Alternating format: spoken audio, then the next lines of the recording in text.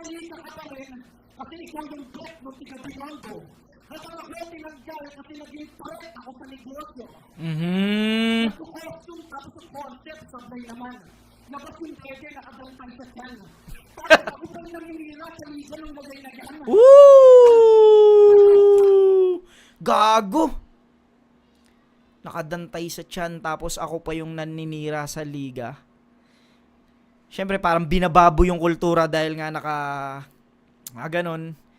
Binabastos yung kultura dahil labas yung Osus. Tangina gagong galing ni Apex dito. Tapos, anong sinasabi yung magkakaroon na ako sa flip top live?